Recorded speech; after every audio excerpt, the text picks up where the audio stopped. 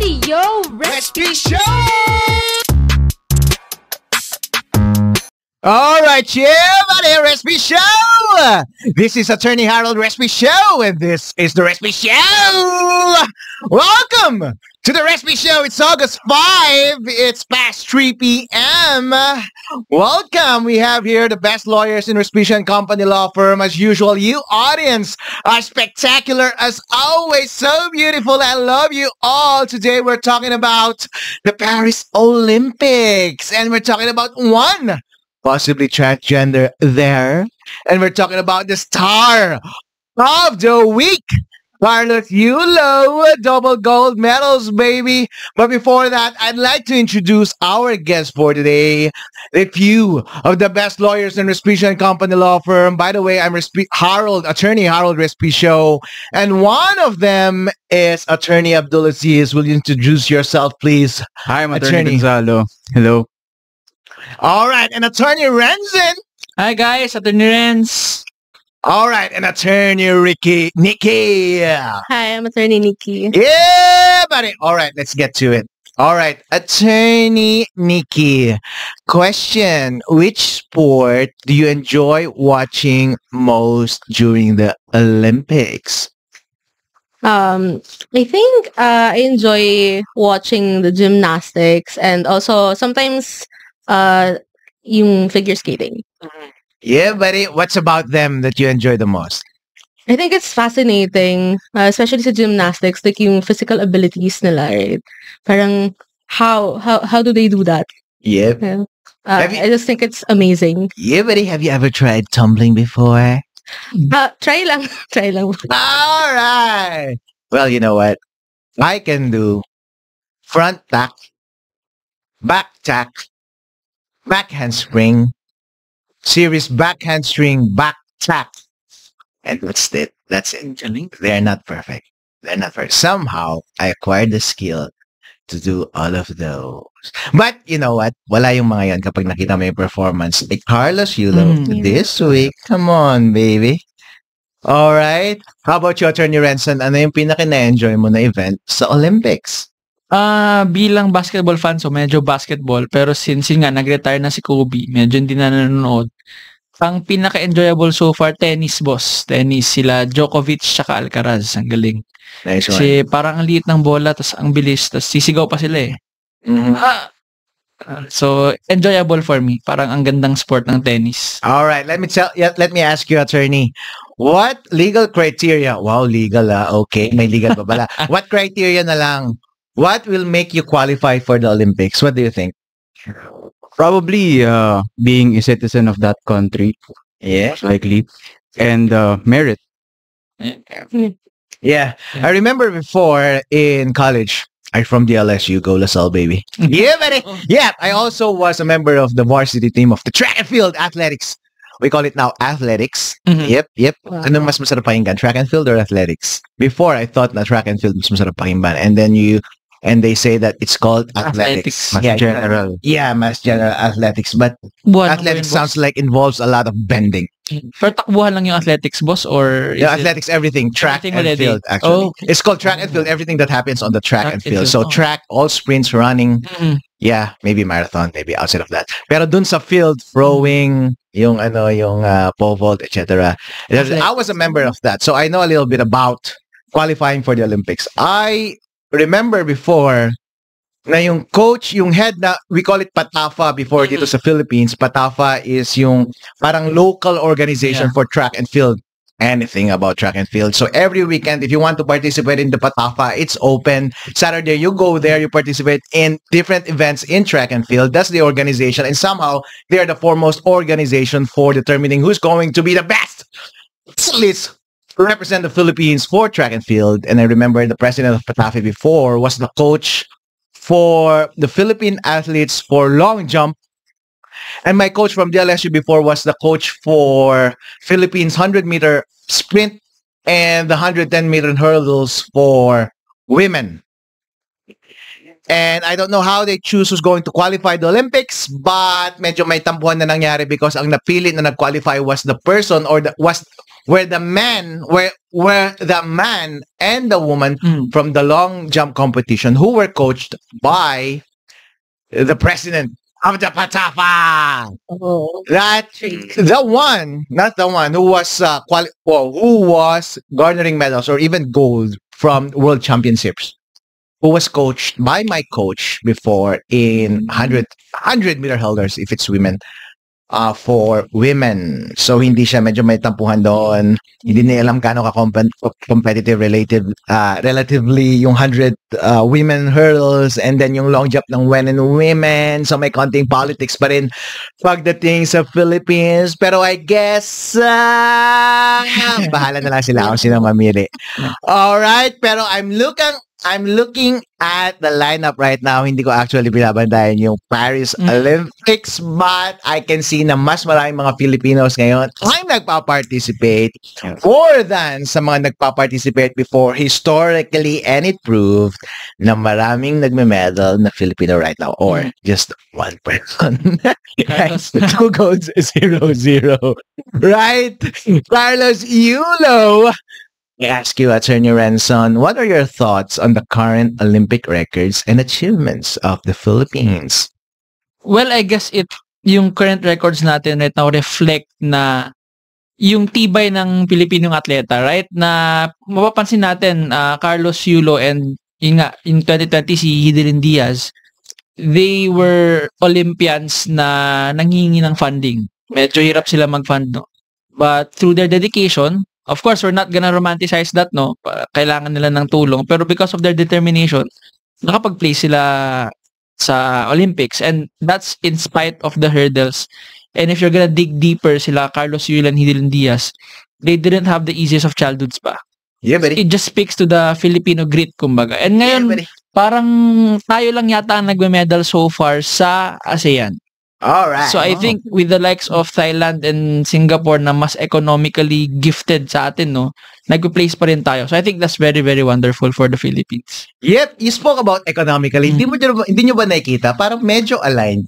Kung sino yung mga countries na economically advanced, sila rin yung mga medally advanced by the Olympics.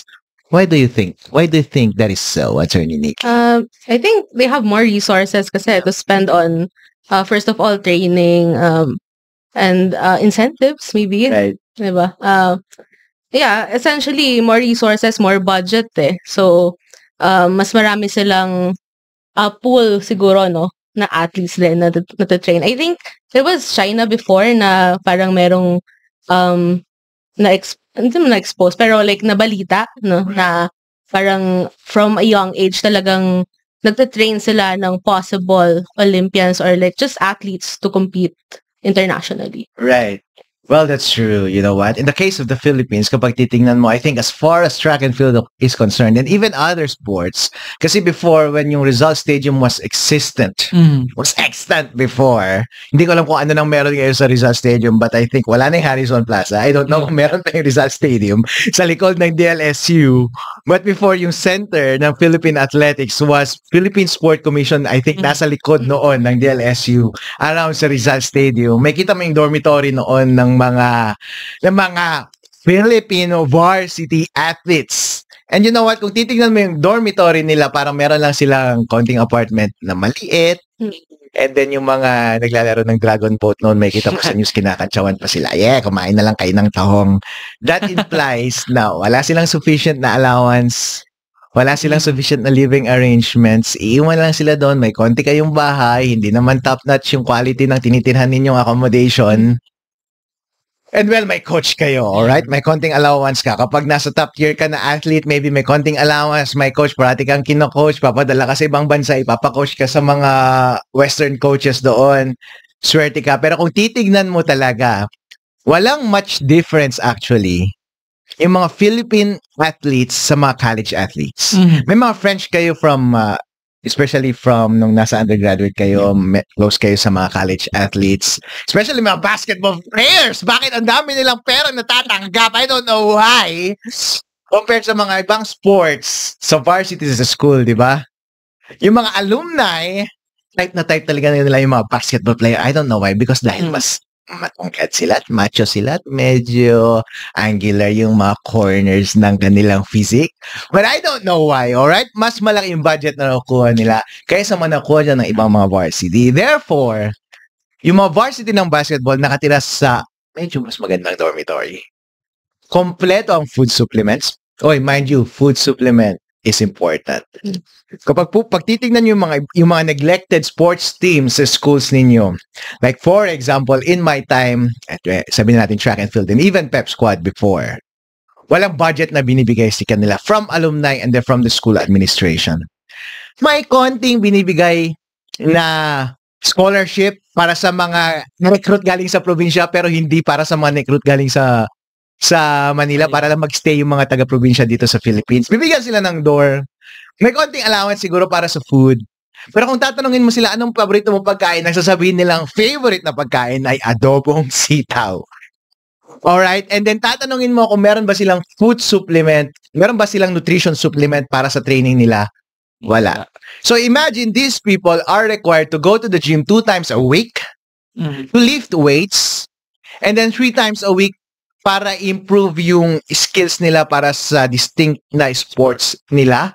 So, kailangan mo talaga ma-form yung muscle mo para gawin that. Kapag hindi mo nalibigyan ng nutrition yung muscle mo, payat ka forever. Kung gaano ka kapayat paglabas mo ng high school, ganun ka pa rin kapayat pagdating mo ng college kung wala kang nutrition.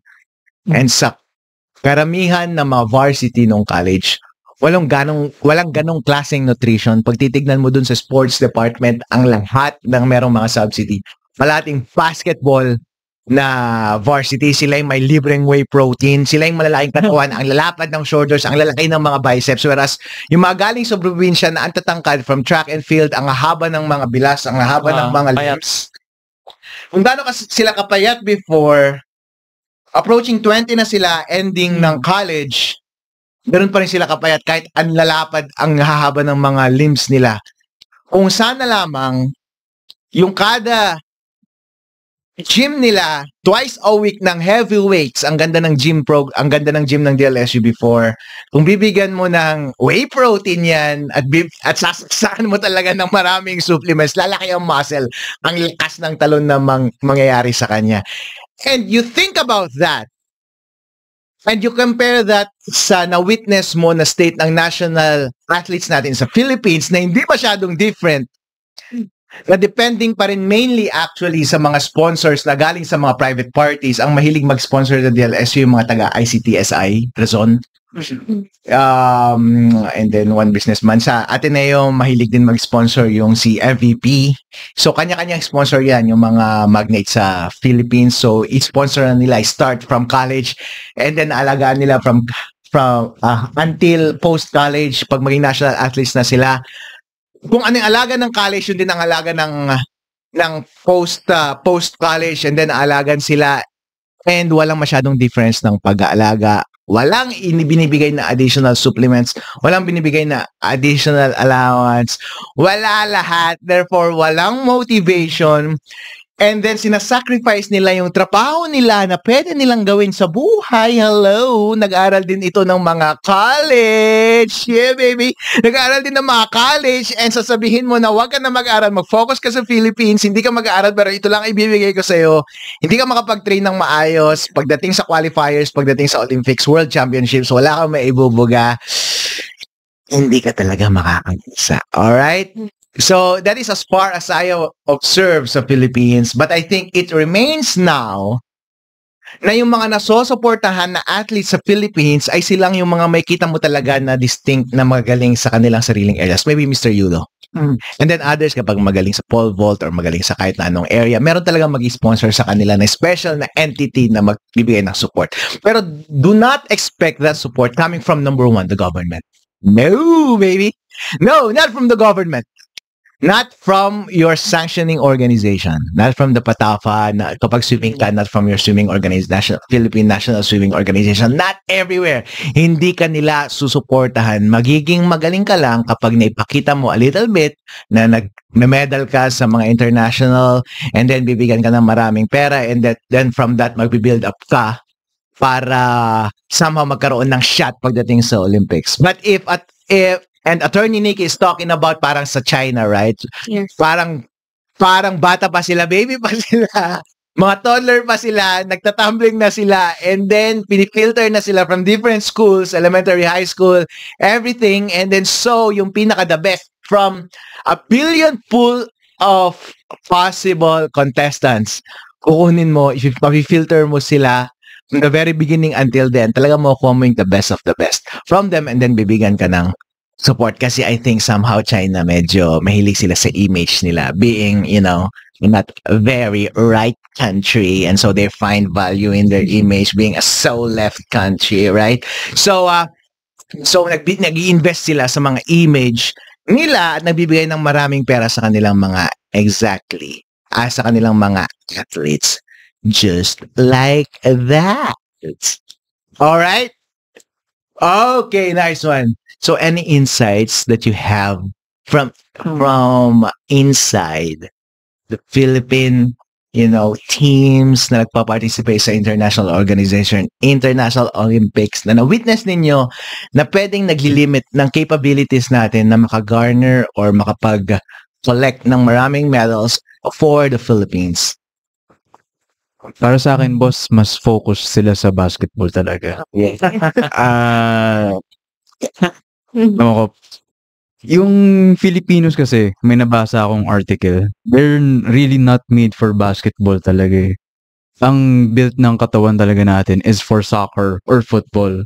Kasi hindi tayo matangkad eh. Yeah. Yeah, pero yun nga, since basketball dominated tayo, we have alam ko ang PBA is the second oldest basketball association in the world. First sa Asia, yeah. Yeah, so lahat ng resources natin, kung may resources man yung government, napupull dun sa basketball. And yung mga ibang sports, yung mga ibang sectors, wala silang resources. Mhm. Kaya yun yung hinanakit ni Heidelin Diaz, di ba? Yeah. Dati. Wala silang support. Kailangan niya pa mangutang para sa training and all that. So, ang tingin ko, dapat mag-focus yung government on other areas of sports. Yeah, I think medyo hindi mo dapat masyadong KJ yung government pagdating ng paggastos. You know what? Government, what's the function of the government? Many people would say, no, it's not the role of government to spend para sa mga frivolous na mga bagay-bagay na to. Puro kasayahan, celebration, wala namang kwenta yung mga yan. Pero, where would you spend your money? Yeah, sa tao rin. Yeah, ang tagal mo nang ninanakaw yung pera, hindi ka efficient mag-spend sa infrastructure, hindi ka maayos mag-spend pagdating sa judiciary, pagdating sa law enforcement, sa defense, nagnanakawan lang tayo ng pera, ba't hindi mo na lang i-spend sa mga bagay-bagay na yan kung saan maging masaya ang mga Pilipino. Gawa ka ng, ito, it's a challenge ko sa inyo, I think, itong magandang thought experiment na to, alright? So, gagawa ka ng isang group of Filipinos, one group of Filipinos, and then meron silang dalawang choices. So, gusto mo bang tumira sa isang Pilipinas, sa isang Philippine society na titira ka in which yung mga gastos ng government ay strictly para sa mga traditional na Needs service lang, ng government, like judiciary, law enforcement, o punta ka sa government ng parang medyo social, mahilig siyang mamigay ng pera. And then mahilig siya sa mga fiesta. Right? Mahilig siya sa mga pera na namimigay ng pera sa mga athletes. You know what? Mamimili yung mga Pilipino. I think halos lahat ng Pilipino pupunta sa pangalawa. Yeah. And bilang politicians and leaders of the country, sino tayo para sabihin sa mga Pilipino, hey, it's smarter na pumunta ka sa A kaysa sa B. So kung gusto ng Pilipino, ang destiny nila is letter B, so ibigay mo yung letter B. I think Filipinos enjoy yung mga festivities na katulad na ganito. And hindi ko alam kung meron totoong economic value na nangyayari sa atin. But you know what? Life is not about economics. It's not about finances. It's not about money. It's about dignity as well, about self-esteem, about everything, self-achievement, collective achievement. So maybe medyo valuable siguro yung mga intangible na mga metrics na iyon. And if you were to spend your money, baka gusto mo mag-spend ng money sa mga areas na yun, right? Yeah. Tama, boss. All right. Yeah, buddy. Okay, let's go to the issue ng isang, I think sinasabi nila ng transgender. I don't know, man. Yeah. Nakita ako ng video sa YouTube about sa isang babae. Grabe umiiyak. Hindi daw siya natama, nasuntok ng ganong kasakit na suntok. Ini-imply niya na, hey, hindi suntok yan ng babae. Suntok yan ng lalaki. And then may lumabas na picture na yung lalaking yun apparently ay babae talaga noong bata siya. Hindi natin alam. Pero merong isang test before I think international competition din. Yeah. And para sa mga ating mga audience, hindi lamang Olympics ang international competition na sinasalihan ng mga athletes natin. So hindi sila naghihintay ng 4 years para lang makapag-participate once in 4 years sa Olympics. In between them, merong matinatawag na mga World Championships. So I think in between Olympics, merong World Championships. And then meron din mga iba't ibang international competitions pa na at least once a year pwede kang mag-participate. So this alleged transgender na babae, so meaning lalaki daw siya before, failed to qualify for an international event before this Olympics kasi hindi siya nakapasa sa gender test. What? Attorney Alvior. Mm-hmm. So ano sa tingin mo yung ano sa tingin mo dapat yung gender test na gawin? So should it be just a look from head to toe test? Yeah. Should you look at the bulging crotch test? Or the wide shoulder test? So anong test sa tingin mo ang ginagawa para ma-determine if sufficiently male yung contestant or sufficiently female yung contestant? Well, regarding that, no, yung issue sa boxer na yun, I don't know the pronunciation of the name, Imin Kelif yata, right? Yeah. She's a biologically female. However, because of, I think, hormone sa kanyang katawan, meron siyang higher testosterone than female. So, regarding that, biologically, in terms of birth certificate, female talaga sa hormones na nagkakatalo. And yun nga yung issue, boss eh. Nagkaroon ng issue dahil bumagsak siya sa test ng IBA the year before.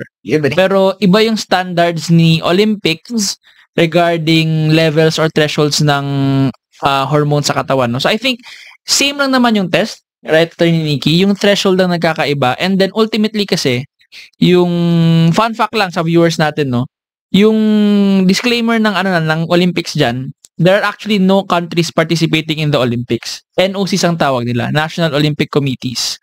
So, yun yung official representation. So, ultimately, yung magde-decide kasi ng representative ng bansa sa Olympics are those committees. So, ultimately, siguro maraming layers yan. Bago pa makarating sa Olympics, may local muna. So, nakapasa kasi si boxer sa local, tsaka sa Olympic level. Pumasa naman siya. Higher lang than normal yung kanyang testosterone in her system. But, so far, yeah, she's a biological female. So, yun yung to. Oh my gosh, these hormones. Come on, baby. I think, you know what? People in law school, you know what? There are many beautiful girls coming into law school during first year. You know what? Pero somehow, towards they're going to fourth year, parang bumababa yung tumataas. No. My only point is hormones an accurate way of gauging one's biological sex? This is my point because our testosterone, estrogen levels change according to our stress levels, according sa kung ano ang tinatrain natin sa buhay. Mahilig ba tayo sa opisina or mahilig tayo sa nature? Hindi natin alam. And then, yung hormones, pwede mo siyang mabago by baguhin mo yung psychology mo, baguhin mo yung training mo, baguhin mo by artificial means sa pag-i-intake ng mga gamot, pang-injection ng gamot, even sa pagpapahid ng lotion, paraan nila yon, di ba? Nung panahon ni Manny Pacquiao, paraan nila yon para mapaikot yung pag-test ng hormones, ipahid mo na lang daw, wag mo nang padaanin sa bloodstream mo. Right? So, Attorney Nikki, what do you think should be the best means to determine kung ano yung sex ng isang contestant? Because apparently, right now, dalawa lang naman yung lahat ng mga sport natin sa Olympics, dalawa lang naman, male or female. And somehow that aligns with nature. Sa nature lang naman, male or female. So, what would be the best metric to determine if someone is male or female or a human being after all? Boss, I think medyo marami pang questions na should be left to science, I think, na, well, right now, no, hindi ko rin mabigay yung opinion ko because, yun nga it's a science thing. So, ang nabasa ko kasi, no, itong mismong sa IOC, sinuport pa rin nila si Kelif, no, yung claim niya na, kasi nga, biologically female. It's just that, merong, sabi nila DSD, something, a disorder or type, no, na naka-affect do sa, ano niya, testosterone levels or sa hormone levels niya. Pero, wala pa kasing, I think, no, wala pang standardized na way to actually classify, no, kung talaga bang pwede yung transgender sa whatever, para makaparticipate do sa sport according to their gender identity. Kasi do sa IOC, I think they still allow talaga, no, na mag-align ka sa gender identity. So, kung trans woman ka, sa women's sports. Pero, it doesn't apply to all of the sports. Parang merong mga individualized na pwedeng hindi nila allow, depende dun sa federation nga. So, like sa, I think, swimming and athletics, hindi pwede ang transgender. And ang hirap kasing sagutin na biology comes into play, and I'm not inclined naman sa sciences na yon. So I think no, it's a developing field pa, or parang we need more guidelines pa siguro. Yeah. We need more information. Ikaw, boss. Yeah, buddy. Yeah, I think, attorney, pagdating sa question na yan, I think merong pronouncement yung Supreme Court, right? I think merong isang case tayo about dyan. What determines a male and a female? Kasi merong different schools of thought. Yeah. Paano mo ma-determine kung isang tao ay babae or lalaki? Kasi base sa development ng area ng studies na to throughout the decades, parang nung una, di ba, pure science, XY chromosomes, and then naging psychological. So, that's my gender identity. I think I was born with some appendage on my body. I thought I had 3 legs, but I feel like I am. That's my identity as far as gender is concerned. So, my sex is a woman. So, what the term means ba talaga? Science is that, well, hindi mo natin masasabi kung science, which is science and which is pseudoscience, right? Or exact science or natural science, because psychology also claims to be a science. Pero, talaga, kuya, kung sa tingin ko ako ay babae, kahit ganito ang itsura ko, should you treat me as a babae? Or babae ba talaga ako kapag titingnan mo yung chromosomes ko, X or Y? Because somehow, pagdating sa chromosome, dichotomy lang yan. XX or XY. So, pero, attorney, I think merong unique pronouncement yung Supreme Court ng Philippines kung ano yung babae at lalaki. So, tell me. Yeah, gender is determined by birth. That was discussed in the case of Silverio versus Republic and Republic versus Kagandahan. Yeah. So gusto nila yung si Republic versus Kagandahan, I believe nagpalit siya ng nagpa-opera siya. May ano siya. I think that was Silverio versus Republic, I believe. Yung sa Republic versus Kagandahan, yung she was or he or she was born with a female organ and a male organ. Parang intersex na tawag. And ang pronouncement ng court, she has the discretion to choose his or her gender kasi due to his or her unique circumstance. Kasi babae. Kasi ano siya, dalawa yung organ niya. Kasi biological yung cause ng confusion. Yes. Pero essentially, if hindi pwede na ikaw lang mag-determine, yun yung sinasabi ng Supreme Court. Right. At dapat biological yung cause. Yep. Yeah. Well, I think the Supreme Court shunned yung concept ng strictly XY. So it's not just XY. Pero on the other side, ayaw rin niya ng, well, kung sa tingin mo subjective, na sa tingin mo ikaw ay babae, so maniniwala ba ako na babae ka just because sinabi mong babae ka? Ayaw rin niya yun. So parang sinabi ng Supreme Court, ayaw niyang gumawa ng pronouncement pagdating sa mga transgender kasi meron din nag-raise ng case sa Supreme Court. Transgender siya, she believed na babae siya kahit lalaki siyang pinanganak, lahat ng scientific metrics, XY, lahat ng hormones, pero sabi niya babae siya. Well, no, sabi ng Supreme Court. Pero in this particular instance, medyo pumayag siya kasi medyo vague. Kasi tinatawag, merong phenomenon sa mga physics ng mga tao na tinatawag na intersex. Hindi siya transgender. Yung mga transgender kasi is you're born one way and you think you're the other way.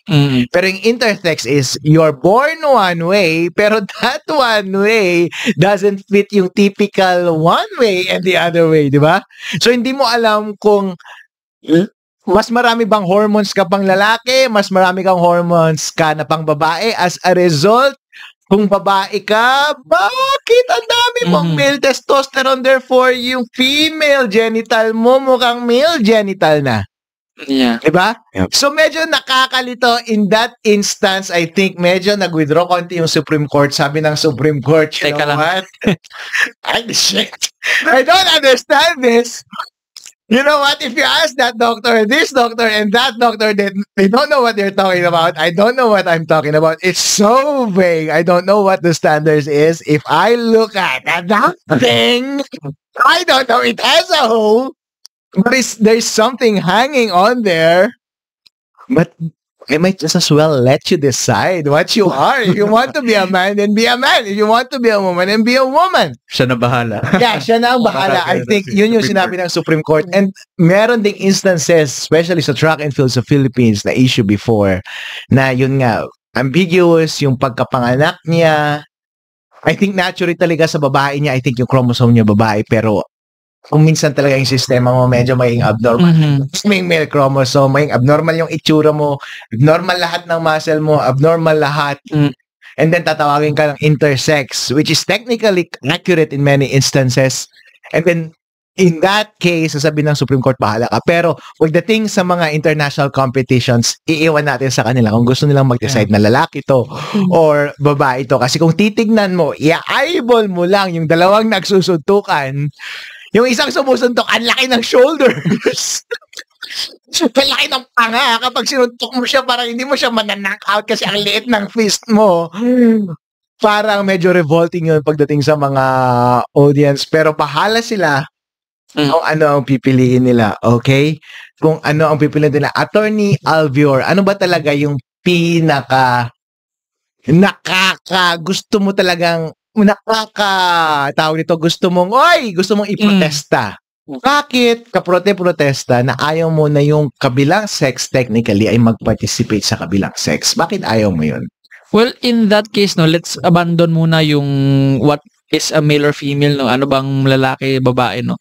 Setting that aside first, yung main, at least yung naririnig ko, no, yung main issue kasi dyan ng mga tao kapag kinakausap mo, nagiging reprehensible siya kapag may direct contact sa sport. Boxing, ano ba, marami, magsisikwa, no, or mga ganun. Kasi kapag, for example, ano bang yung non-contact, let's say gymnastics, no, hindi siya, walang danger kasi sa ating well-being, eh. So I think doon nanggagaling yung protest, pero yun na nga, yun yung mahirap, boss, eh, kasi may mga studies din na nagki-claim yung sex test natin throughout the history against siya sa babae.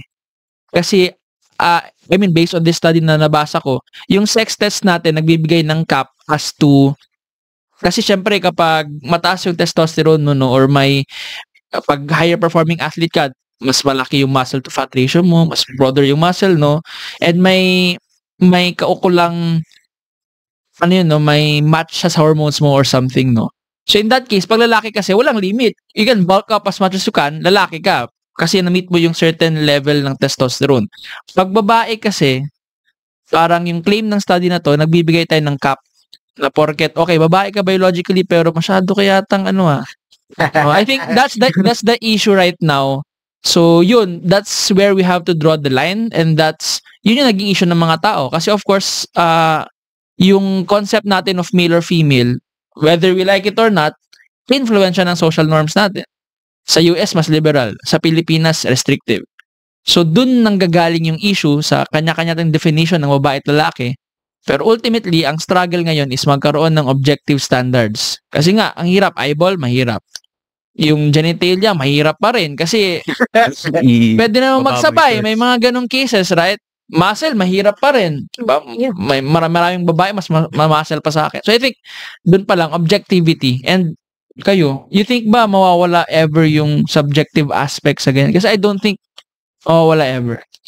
Like, merong magko-contest sa kahit anong standard na makam up natin. Yeah. Actually, just to bring this out, no, meron din kasing issues na trans man sila. So, female at birth, tapos nag-transition.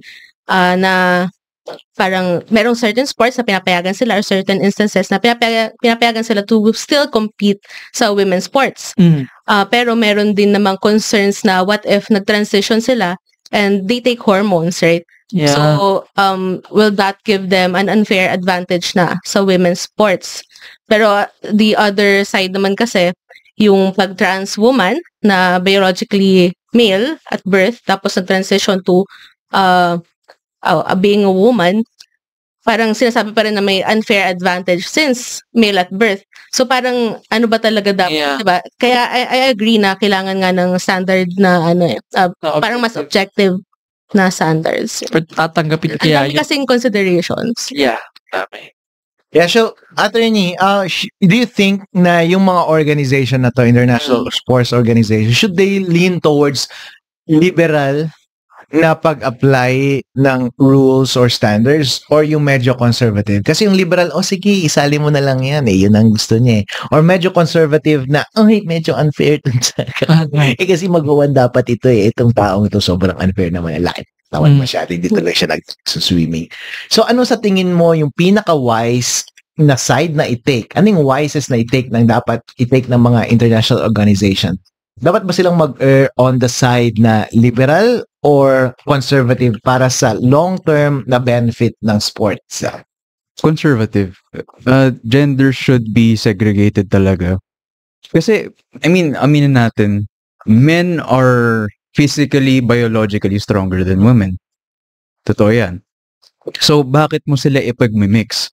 Makakawawa dyan, yung mga babae. Siyempre. So, pwede rin tayo mag-take ng liberal approach. Yung mga transgender, separate category sila. Diba? Yeah, buddy. Nice one. So, pwedeng mabalance naman yun. Yeah. Like yung Paralympics, di ba? Lahat ng mga PWD, may separate category, pero hindi mo alam, come on man, is this fair? Kasi yung iba tumatakbo walang yung iba tumatakbo walang kamay. Is it fair na naglalaban yung walang kamay at saka walang practice? Pag lahat may disadvantage, fair sa lahat. Iko yun yung goal ng Paralympics. Yeah. Meron time before sa Olympics na yung tumatakbo yung Blade Runner, di ba? May blade siya. And Pistorius, yan. Nagpe-play siya. Hindi mo alam. Kasi in these instances, ang hirap kasi gumawa ng pronouncement sa mga katulad nito kapag hindi mo alam lahat ng factors na nag-influence ng performance ng ibang tao. Sabi nila yung performance ng ibang tao, hormones, size ng muscles, age, babae, lalaki, or yung length ng kanyang artificial supplement na nakalagay sa paa niya, hindi mo alam. Pero somehow, kapag nagkamali ka doon at nakita mo siya habang tumatak mo siya, parang lumilipad at nag-i-spring sa kada stride niya. Oh my gosh, baka nagkamali ako. Inawardan mo ng medal yung tao at the expense ng mga ibang participant. And therefore, magkakaroon ka ng in facto inequity sa mga participants just because you decided on something na sa tingin mo ay alam mo lahat ng factors na nag-influence upon it. And nagkamali ka. Diba? Whereas kapag hindi ka nag-decide upon that and pabayaan mo lang yung nature or kung ano man yung classic na standard ng pagsukat ng mga, kung sino man ang mga participants sa area na yon, baka hindi ka pa magkaroon ng feeling ng inequity or unfairness sa mga audience na nanonood. Hindi ba? Alright, so Attorney Albior, I ask you, syempre, pagdating sa part ng mga sinasabihan na, uy, laki ka talaga, hindi ka naman babae. Ang sakit nun, syempre. Come on. Dinedicate ko lahat ng buhay ko para sa pag-training ng sport na to. Nung bata ako, kapag nagse-celebrate ako ng birthday, meron pa akong pin dito na butterfly. Nakapalda ako. Feeling ko, babae talaga ako, regardless kung anong hormone balance meron ako, hormone composition na meron ako. Pero sasabihin ng tao, come on, you're a man. Don't punch a woman. So, ano sa tingin mo ang implication nito pagdating sa, syempre, papasok yan sa nakaka-offend. Yeah. At baka meron siyang remedyo pagdating sa batas. So, ano ang pwede niyang gawin? Sige, pag yan, medyo dalawang tier tayo dyan, no? Merong international, national. Sa international kasi, sa Olympics pa lang, prevented na ang discrimination. So, kung din pa lang, may issue ka na, you'll have to take it up to the organizers. Pero specifically for the Philippines, kung may paninirang puri, of course, defamatory statements, na-publish siya, halata namang ikaw yung pinapatamaan, may picture mo ba or nickname mo, no? Very clearly, libelous yung statement na yun kung ganun. Defamation siya, no? So, ang magiging remedy dyan ng athlete is mag-file ng criminal case. Ang tricky thing doon is yung jurisdiction. Yep. Because of course, jurisdiction in criminal law, again, territorial siya.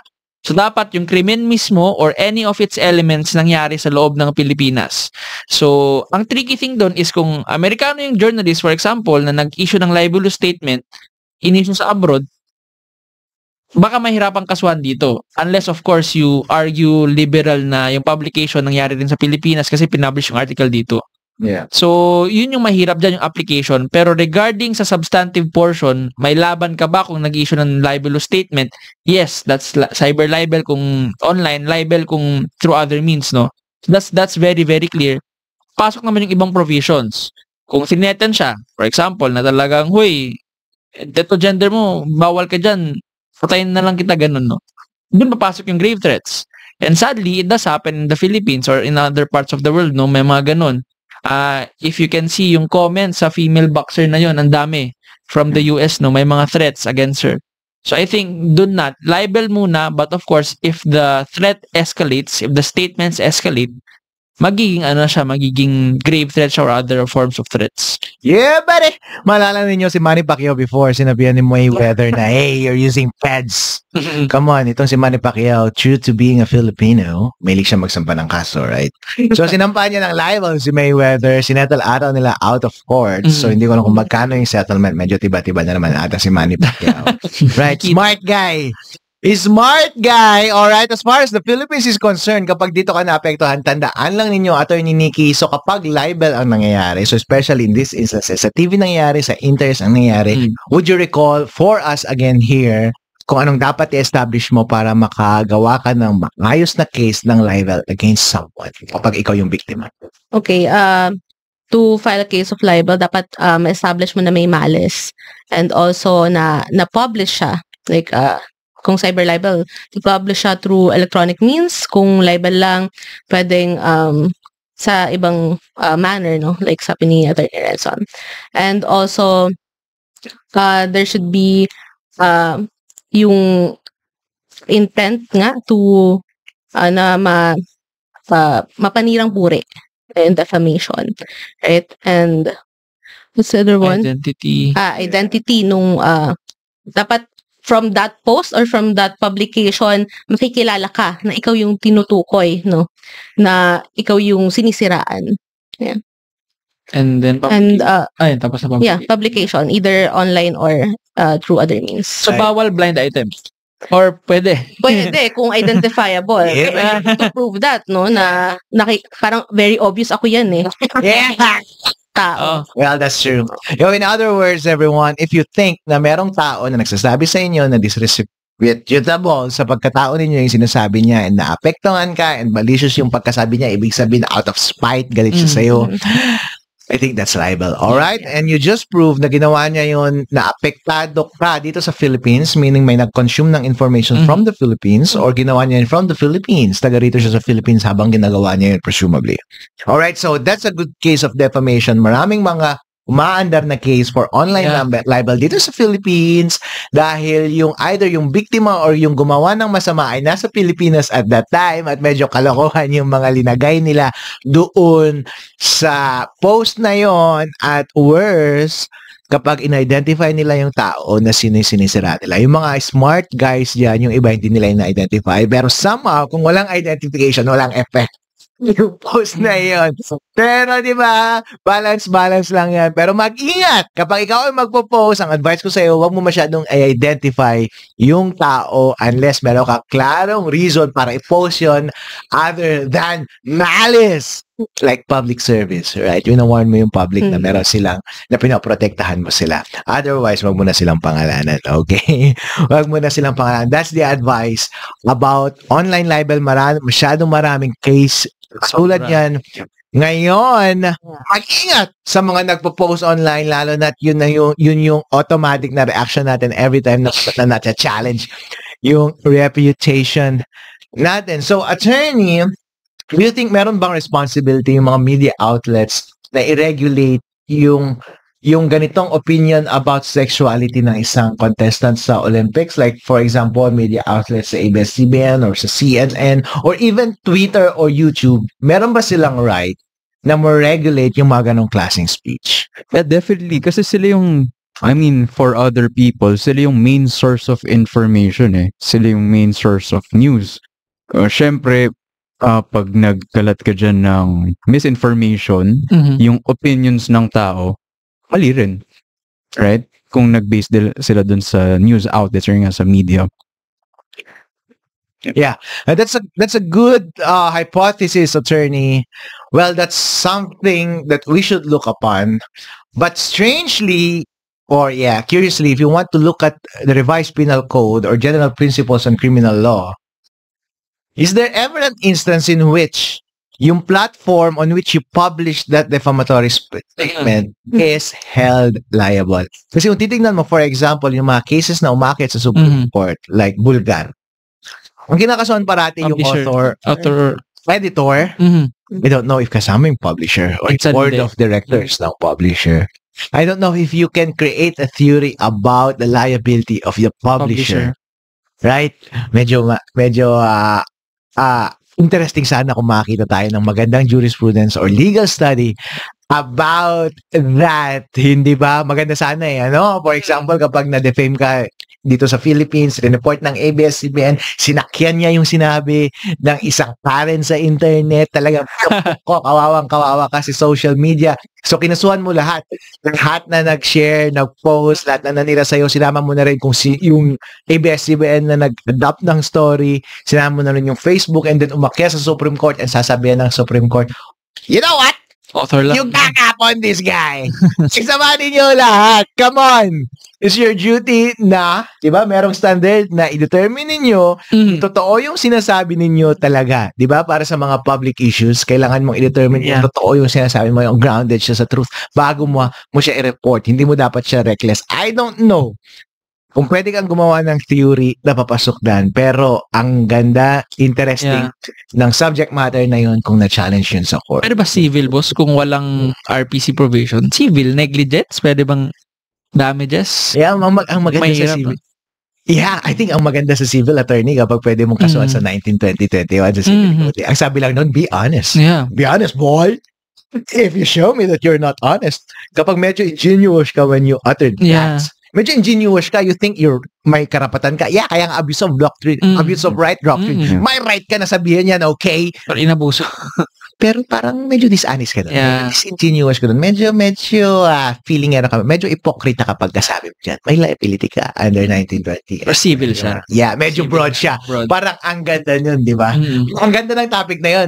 Merong mga nakakasuhan ng mga ganyang kaso and actually default na kaso yun ng mga tao kapag walang clear cause of action. Abuse of right. Pagdating sa revised penal code, criminal cases, offense cases, civil code, walang specific provision. Oh my gosh, may nakita na akong kaso ng ganyan. Sobrang effective nun. Especially yung tao kapag ginawa niya yung bagay na yun and alam niyang wala siyang liability. Pero ang tapang niya, ginawa niya pa rin yung bagay na yun, akala niya hindi siya babalikan. Pero you know what? Kapag gusto mo magsampa ng case, makapagsampa ka ng case. Come on. Right? Makahanap ka ng lawyer na mag-espouse ng case mo, bigyan mo siya ng fee, bigyan mo siya ng filing fee, isusulat niya yan, ilalagay niya lang abuse of right doctrine, merong case, may TRO ka ng lalabas, and yung impact nun sa'yo as a person, wow. Malaki. Right. Meron palang such concept as this na hindi mo basta-basta na aabusuin yung karapatan mo. And I think that is right. You know what? I think tayong lahat, sa tingin natin, may karapatan tayo, may karapatan tayong mag-disrespect ng iba, maging kalokohan ng iba, basta nagsasabi tayo ng totoo, pero alam natin na somehow may konting mali sa loob natin di ba? Hindi natin magagawa rin, medyo dishonest tayo kung minsan, and I think maganda yung batas na yun para ma-hold into account tayo sa ating mga gawang kalokohan. On the other hand, well, I think it remains na dapat able ka pa rin magsalita in any events. Yeah. Right, in any event. But, let's talk about the greatest Filipino man ever who climbed the Mount Olympus twice. Right? Carlos Yulo, baby! Come on! I remember Mr. Carlos Yuzo, sikat na sikat siya many years ago and I thought na wala na siya sa circulation and then Biglang 2 golds. you goes, baby! Tell me, Attorney Rance, what happened with him? Na-issue siya yata dati, if I'm not mistaken, regarding her family life. Of course, that's not for us to consider, pero tungkol yun doon, nawala siya sa spotlight. Pero yun nga, just goes to show, grabe yung bounce back. Diba? Yeah. From heights of fame, tas biglang medyo low-key, tas biglang ngayon, 2 gold, no? Yeah! Record-breaking. And yun nga, gusto ko sana makita si Sir Carlos Yulo. Feel ko, ka-starstruck. Kasi si Edeline Diaz, nakita ko in person Yeah. sa Katipunan. Naglalakad siya. Which goes to our point na medyo underfunded yung mga athletes natin. Naglalakad siya papunta sa training. I remember vividly. Meet her?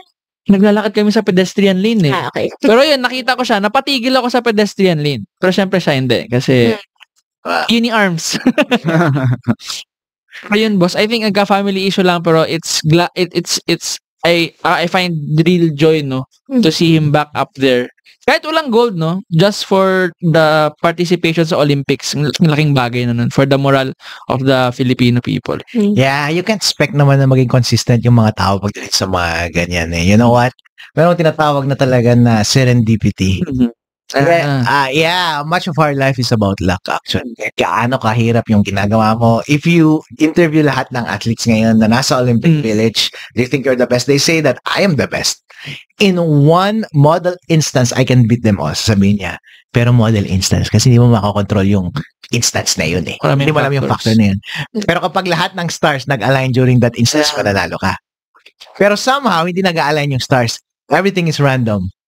And then, ang makakachamba yung isang tao na to whose favor, yung stars nag-align at the time. So that is why medyo spoiled na tayo masyado kapag manghihingi tayo ng 2 beses na pagkasunod unless na super exceptional ka na tao, which I think exceptional yan, alright? It's just unlucky na hindi siya siguro nakakuha ngayon. Pero Mr. Yulo, come on, baby! Spice! Mr. Yulo, nakita ko yung kanyang performance sa ground. Grabe ang linis. Come on. Sobra. Subukan nyo na bang tumayo sa sa gymnastics floor? No. Hindi. Madulas ako. It's springy. Hindi siya madulas. Springy. Yeah, fabric yung nasa ilalim. Kaya ba It's springy. tumutunog pag Yep. tatalon? Kaya kapag tumalon ka ganun, so kapag tatalon ka ganun, aangat ka talaga. So yung height ng tumbling nila, boss, assisted ng spring. Sobrang assisted na spring yun. That's why ang ganda ng mga tumbling nila. Pero props to him, kay Mr. Yulo, lahat ng mga tumbling na ginawa niya. Sobrang advanced. Ang hirap nun. Na-imagine mo, magtatumbling ka ng, ito pa lang isipin mo, magtatumbling ka patalikod. Mahirap. Pero at the peak, biglang haharap ka. Paano mo kontrol yung katawan? Pusa? Di ba yung pusa kapag itatapon mo nakatalikod, alam niya paano umarap sa lupa. Itatapon kita na nakatalikod o kaya aso, hindi mo alam paano umarap sa lupa. Natulog na lang ako. Yeah.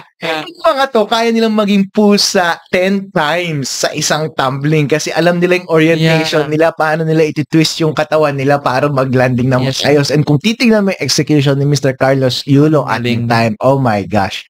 Ang gaganda ng mga landing, ang lilinis ng mga ikot, walang mali, and I think yan yung gumawa sa kanya. Mr. Yulo, congratulations! Congratulations para sa isa and para sa pangalawa. Right, so I think, Attorney Nikki,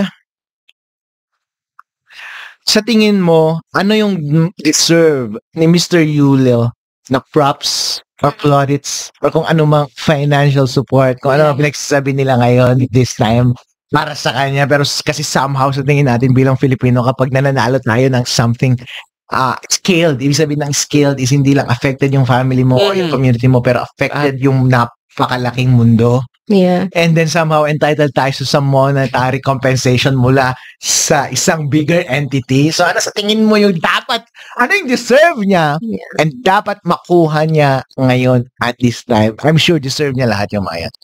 First of all, no, merong reward, diba, from the government. Yung 10 to 13 na ata ngayon, 13 million. 10M yung sa bill, ay Oo. 3M pang May additional na sa 3M. house. Okay. Galing sa house. Ayun. I think he deserves that very much, no? Lalo na, other than that, I think more support from the government siguro in the future. Tsaka, marami na ding lumalabas ngayon no, na rewards from private entities. Merong property, right? Maging kakondo natin siya dito. Oo. Lapit lang. Sa McKinley Hill, Yeah. I think 35 million Yeah. peso. Sa nila, I think may dinagdag sila because of the second Gold. gold. Tapos unli pa siya sa ang dami. Unli siya sa Vikings. Unli. Ano yung sa Vikings?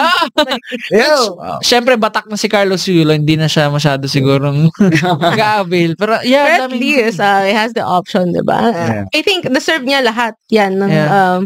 binibigay sa kanya ngayon because like you said, no, maraming naging issues before sa budgeting pa lang, yung support sa finances, no, para makarating doon sa kung nasan siya ngayon.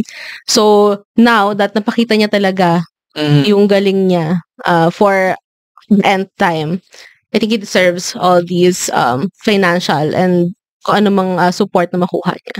Yeah, buddy, Carlos Yulo, you deserve it, buddy. Embrace it. Open yourself. Sana ang galing sobra ng manager mo. Lahat ng opportunities ibigay niya sa'yo. Lahat ng endorsement, lahat ng promotionals, lahat ng shows na pwede mong gawin. Expose mo na yung sarili mo. Just don't do frontal. But do everything, buddy. I-maximize mo na and be wealthy. Yes. You know what? It doesn't happen to anyone. It's a blessing from God. Embrace it. And yun na yung buhay mo for the rest of your life. You deserve it. You're one in many, many billions of people Yeah. in this world. You're the lucky person on whom nag-shower ang God ng maraming blessing. Huwag mong tangihan. Carlos Yulo, stay away from yung mga negativity na dumarating sa kanya ngayon. Well, magandang issue Yeah. yung mga yun, right? May Yeah, kontrabida meron and din. bida. Well, para magkakaroon. Alright? But let it not ruin you. Kasi merong mga sikat na mga artista or celebrities na nanuruin sila because of that sa mga issue ganyan. Alright? Meron akong love na ang galing mag-singer. Kasama pa ni Celine Dion noon sa mga concert. Pero dahil sa issue na sobrahan sa drama, wala na siya ng career. So, this one, Carlos Yulo, wow, come on, embrace it. Kiss it. Live your best life. You the best. Yep. Link. All right. So, this is a strange question, attorney. Ano ba dapat yung mga, so paano yan, yung insurance sa mga, well, tawagan natin insurance sa mga athletes. You know what, athlete, hindi masayang maging athletes. Ano? Kasi bilang mga bata, akala natin makakuha tayo ng self-esteem or sense of fulfillment, achievement sa mga itong mga bagay-bagay. Kontra sa mga usual na path ng mga ordinary na mga bata na pupunta sa business or pupunta sa trabaho and then meron mga ganitong mga interesting areas in which pwede mong improve yung sarili mo. Pero what of the possibility of failure? Paano kung pumalpak ka or na-injure ka, biglang nag-crack yung shin mo? Kasi naalala ko before, yung fastest man in the Philippines sa track and field, star siya to the LSU Gold. Star siya sa maraming international competitions. Train siya ng US. Nagtitrain kami noon doon sa Rizal Stadium. I was so lucky kasi kasabay namin siya mag-training before. Fastest man in the Philippines. Sobrang bilis tumakbo. And then towards the end ng training namin, papuntang 8:00, may narinig kami. Alam mo yung kawayan? Nawayan na. Di ba nun? Nag-echo pa sa buong stadium. Kami lang yun, ha? I think yun na yung nagde-decelerate siya na sobrang bilis ng sprint, tapos nag-decelerate siya towards the last kasi pa-finish na siyang ganun doon sa linya. So, ginanon niya talaga yung paa niya. Bam! So, sa lahat ng force, I think nag-concentrate dun sa may bandang shin niya towards papunta sa ankle. Sa Ilocano ang tawag dun na parpar. Kasi yung fibers ng bones mo, halimbawa, ganyan yung fibers ng bones mo, gano'n. Maramdaman mo sa buong stadium, gano'n, gumanon, marinig mo yung bones niyang gano'n. Internal yun, narinig mo. And then, lumabas sa skin niya yung bones. And then, yun ang nangyari sa kanya. I don't know what happened sa kanya after that. Imagine, naubos yung buong college mo, yung buong lahat, ang dami mong na-forgo na opportunities from yung typical na career na pwede sanang maging sa'yo. and then that nasty thing happens to you, oh my gosh, bigyan ka na lang namin itatapon kasi obviously hindi ka makakapag-compete. Kailangan na mabigyan ka pa rin namin ng pera, allowance, and support after that. I don't know kung anong dapat gawin ng government sa'yo. Pero I think it's wise na magkaroon ng net para sa mga taong ganito, sa mga ganong instance. Ano sa tingin mo, attorney, ang pwede nating gawin para sa kanila in as much as yung ordinary na tao na pumunta sa mga normal na livelihood or business or kahit na anong bagay na meron pa rin silang net support. Ano yung mga net backup na pwedeng ma-apply sa mga itong klaseng athletes? Definitely, pinakauna, insurance talaga. Getting insurance. Kasi sila, nakita na naman natin yung training, yung pinagagawa nila. Very high risk talaga sa injury-wise, di ba? So, una-una, insurance. Tapos, yung mga training facility nila, kasi sila nag-train, dapat it must be up to code. Definitely. Yeah. So, kung negligent yung owner ng training facility, definitely meron silang tawag nito. Ano ba ito? Right to compensation. Pwede sila mag-sue on their behalf. Yeah. Yeah. Right. Yep. So, I remember before at that time, kapag mag-a-apply ka actually sa isang mga big companies sa Philippines, like if you're a national athlete dito and nanalo ka sa mga international competition, type ka ng mga big companies sa Philippines. Like Globe, BPI, GCash, like Shopify, lahat ng mga foremost ng mga na company sa Philippines kasi gusto nila, syempre, di ba, business development parati yan. Gusto natin yung mga kakaibang tao. So, in demand ka, kahit mag-training ka kalahating araw ka lang pumasok, okay lang. May assistant ka naman kukunin ka nila regardless, bibigyan ka nila ng bayad. Sana yung init na pagyakap natin sa kanila sa mga ganong instances, hindi magbabago kung nangyari man yung mga ganong mga kalagayan sa kanila. Alright, kasi it remains na itong mga taong ito ay extraordinary. Huwag dapat natin silang i-neglect. Kahit na anong kampanya na pwede nilang pasukan ay napaka-invaluable sa kanila. Kaya that is why natural para sa mga nangungunang companies sa Philippines na kahit mag-serve na lang sila, na sila yung kukuha sa kanila para i-employ sila at sila mismo, i-apply nila yung kanilang mga kakaibang skills, leadership skills, ma-develop ng mga distinct na capabilities nila, i-apply nila yun sa business and magpapa-prosper sa business. Diba? Alam niyo yung billionaire na may-ari ng Dallas Cowboys, diba? Dati siyang football player before. Kasi yung mga athletes may different state of mind talaga yun sa utak nila na I think yung distinct doon, kasi sabi nila para maging successful kailangan mo ng self-discipline, perseverance, and diligence. And you know what? Marami sa mga Gen Z ang wala na. Alright. Pero para maging successful athlete, which is proven kapag nasa Philippine team ka na, of course may self-discipline ka. Come on, gigising ka ng 5 a.m. every morning. Right? Diligence. Hindi ka naman gagaling ng sobrang galing ng ganyan kapag ayaw mong tumakbo or mag-swimming ng 10 laps sa swimming pool. And self-discipline or perseverance. Wala kang perseverance kapag alam mo yun, kapag sumuko ka na, kapag hindi mo tina-target yung Olympics, may self-perseverance ka ba? Itong mga critical na attribute na to, personal attributes, actually sila yung mga essential para maging successful lang. Isang undertaking sa kahit na anong company. So, Attorney Albior, my question is, merong actually area sa law na tinatawag na sport law. Personally, tayo bilang mga normal na abogado lamang, nakikita natin yung mga pang-araw-araw na mga kaso na dumarating, walang masyadong sports. Wala. Pero ano kaya yung mga nako-cover ng mga sport law na sinasabi nila? Well, again, for the most part, covered siya ng civil code natin. No? Maraming provisions dyan. No? Number one, syempre, as you are all aware of, may PBA issues dyan. No? So, may rules dyan yung civil code, yung contractual breaches sa sports law, yung sinabi ni boss kanina no, na pag na-injury ka ba, pwede ka bang i-terminate agad or dapat irespeto yun. So, for the most part, civil code provisions yung nag-a-apply. What sets the field of sports law different lang is, of course, yung point of view ng mga lawyers na nag-specialize dyan is catered talaga sa position ng athlete. Kasi pag regular lawyer, pag general practitioner ka and civil code, usually very classical yung notions natin dyan. For example, ano ba yung ways of breaching a contract? Diba? Napaka-specified niyan. Yung elements ng contract, COC, consent, object, consideration. Pag sports law lawyer ka, ganun pa rin, pero may twist lang.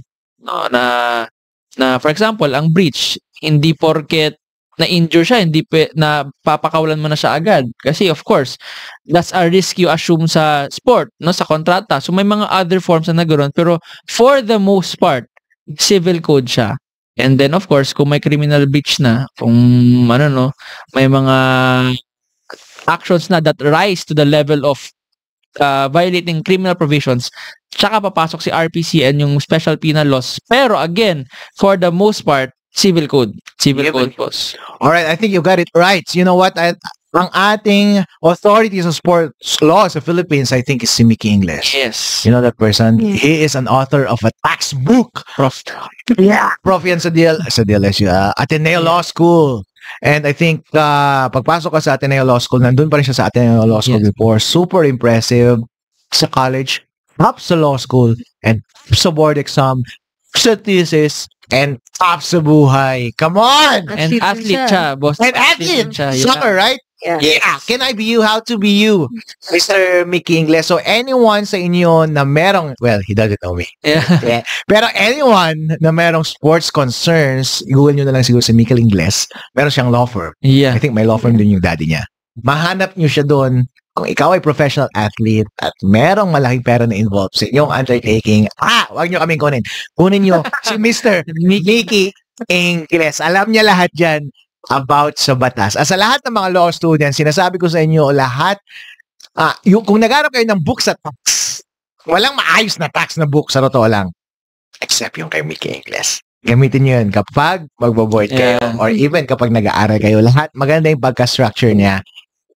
Wala nang mas mabuti pang book kaysa sa book ni Mickey Ingles pagdating sa taxation.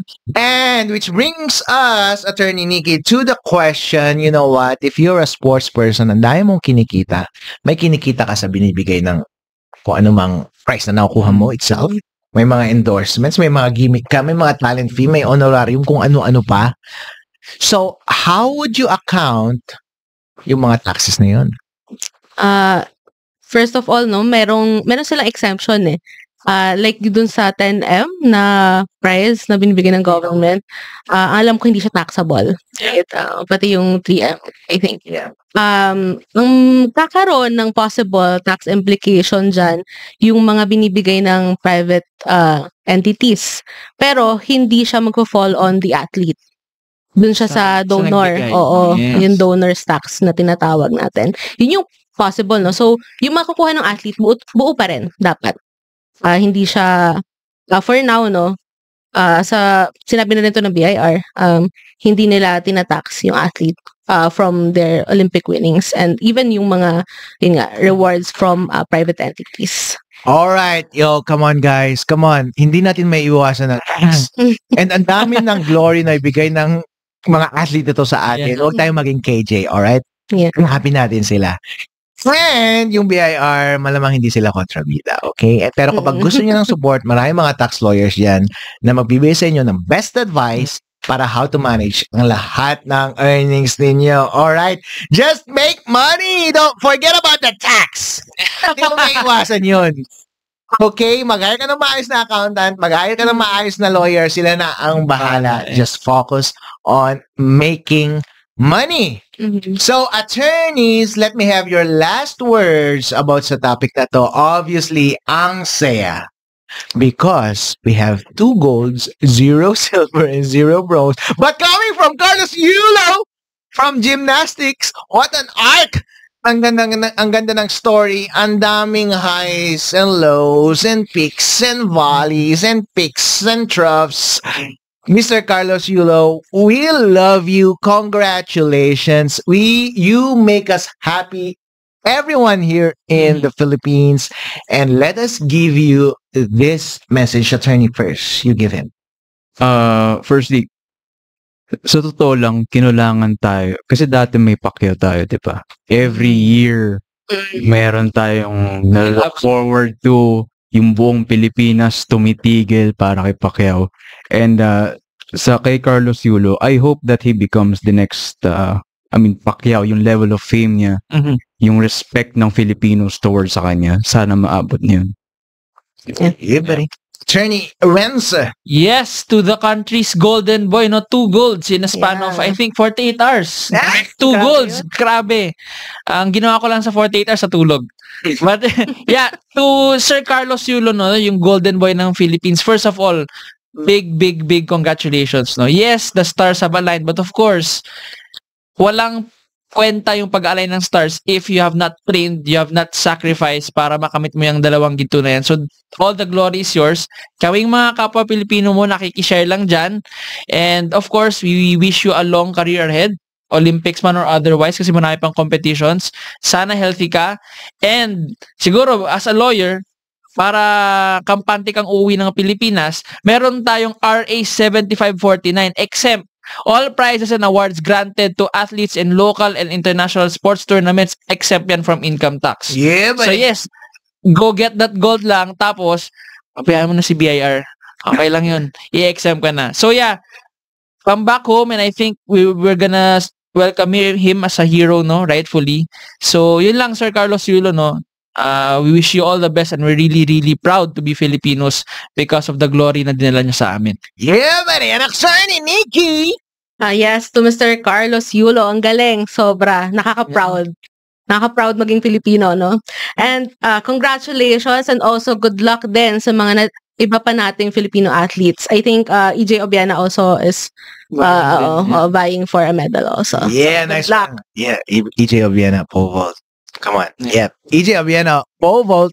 Congratulations sa lahat. You make us very happy. And this has been the Respi Show. This is Attorney Harold Respi Show. And this is Attorney Gonzalo. Attorney Renz. Attorney Nikki. And this is the Respi Show. Watch out for us. We hope to do this 3 times every week. You've been fantastic, everyone, for watching. Keep on watching. Meron kaming shows na full-length katulad nito many times every week. Just subscribe sa Respi Show or sa Respi Show Law dito sa Facebook, sa TikTok, and everywhere. And watch out for our many shorts that upload everywhere sa social media. Kung gusto ninyo ng reliable source pagdating sa legal advice or anything about legal or illegal, mag-subscribe lang sa Respi Show! Watch out for us! This is Attorney Harold Respi Show, and this is the Respi Show! Hey, everybody! Radio Respi Show!